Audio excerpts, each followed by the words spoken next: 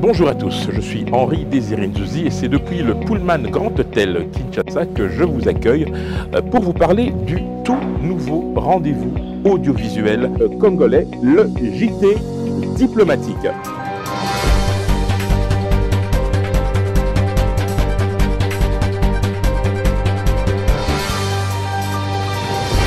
C'est un rendez-vous exceptionnel dédié aux acteurs de la vie internationale, ambassadeurs, organisations internationales, agences du système des Nations Unies, partenaires extérieurs, mais aussi structures étatiques ou non étatiques qui ont en commun le souci d'accompagner la République démocratique du Congo sur la voie du développement.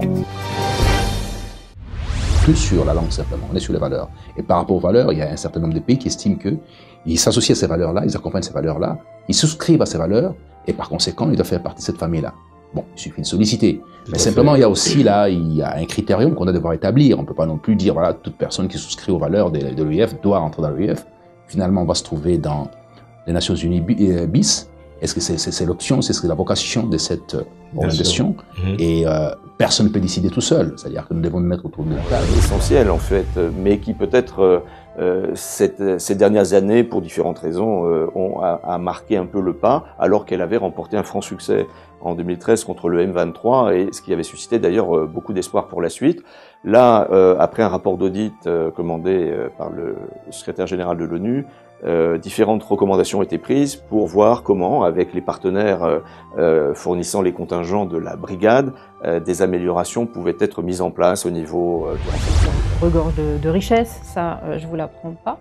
Dans les années 80-90, il y avait une très forte concentration d'entreprises étrangères, dont françaises, et donc à l'époque un groupe d'entrepreneurs français ou représentants d'entreprises françaises ont trouvé très pertinent de formaliser les bonnes relations qu'ils avaient avec leurs homologues congolais.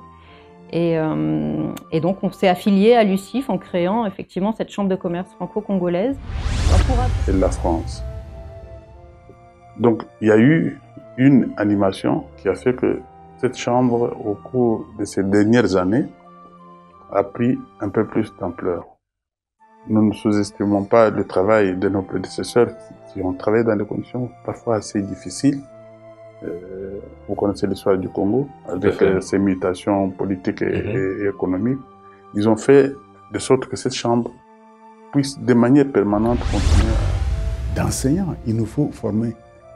Les statistiques de l'Institut international pour la planification et l'éducation de Paris, une institution de l'UNESCO, dit qu'il faudrait que la moitié des diplômés africains des universités rentrent dans l'enseignement pour qu'on puisse atteindre la moitié. Toute l'Afrique ensemble. La moitié de ceux qui ont les diplômes doivent aller faire le métier d'enseignant. Sinon... Pour pouvoir résumer le PEC-PSU, ce serait réforme. Et un deuxième, ce serait sectoriel. Il faut savoir que le PEC-PSU est le premier projet sectoriel de l'éducation qui implique deux ministères. Le ministère de l'enseignement primaire, secondaire et technique et le ministère de l'enseignement supérieur et universitaire. C'est la première fois que l'on a un tel projet. C'est donc une bonne chose et parfois de grandes difficultés. Et c'est un projet qui, justement, finance toute une série de réformes. Au niveau de l'enseignement secondaire, par exemple. On collabore avec la majorité des institutions nationales, internationales, en fait, qui se trouvent à l'extérieur. Et je vous dis, moi, parfois, j'ai l'impression que je travaille plus à l'extérieur du pays qu'à l'intérieur, de par ce fait. Parce qu'on doit être présent et que le secteur privé a besoin d'être présent, même au niveau de la Commission européenne aussi. D'ailleurs, je sais que je vous y rencontre chaque année, n'est-ce pas, aux Journées européennes sur le développement, l'Afrique et autres. Et donc voilà, donc nous sommes, la FEC essaye vraiment d'être dynamique en étant ambassadeur, d'être un peu la cheville ouvrière en quelque sorte de toutes les décisions qui doivent se prendre au niveau de la conférence des chefs d'État. Et c'est l'examen, ils ont des sous-comités, finances, affaires administratives, etc. C'est vraiment la vie de l'Union qui est passée au peigne fin, mais aussi les rapports, examinent les rapports des commissions techniques spécialisées sur les différentes thématiques de mise en œuvre de l'agenda 2063. C'est aussi... Cette première année, c'est surtout que ça a été c'est un grand plaisir d'être ici en RDC, de connaître le pays, de connaître le peuple congolais et les traditions congolaises et bien sûr aussi de suivre la situation dans le pays et pour, bien sûr, pour renforcer les relations entre nos deux pays, entre la Suède et la RDC, qui ont toujours été bonnes.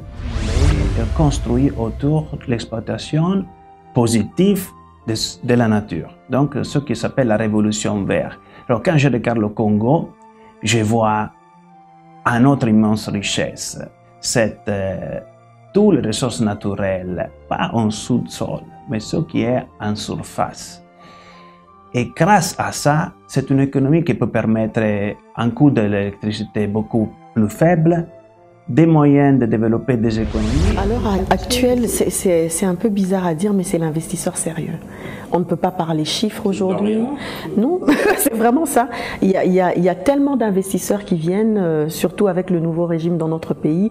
On parle investisseurs depuis 2 ans, mais il est difficile de trouver ces investisseurs-là avec des grands comme des petits projets qui viennent, qui sont sérieux par rapport à ce qu'ils font et qui sont prêts à prendre le risque. C'est pour ça que j'ai dit des investisseurs sérieux. Parce que pour nous, au Congo, ce dont on a besoin, c'est pas des gros... à planter des arbres et je peux vous rassurer que l'opération continue. Donc nous avons avec mon équipe et notre entreprise mis sur pied ce qu'on appelle un puits de carbone. Donc concrètement, ça veut dire que nous avons transformé un espace écologique qu'on appelle la savane herbeuse du plateau des Batéké en une forêt. Et l'intérêt de ce genre de démarche, il est multiple. D'abord, comme nous pratiquons de l'agroforesterie, on combine des plantations... La RDC s'était retirée pour soutenir la candidature de l'Afrique du Sud, les candidats sud-africains, et qui l'a emporté. Il faut oublier ça.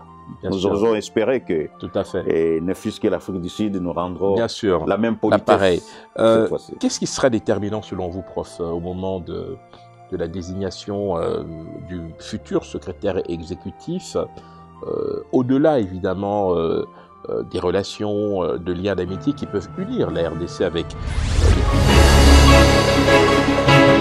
que le chemin parcouru entre les deux pays dont les relations ne cessent de se renforcer au fil des ans. Nous reviendrons très prochainement avec d'autres ambassadeurs avec qui nous ferons tout simplement connaissance. À la prochaine.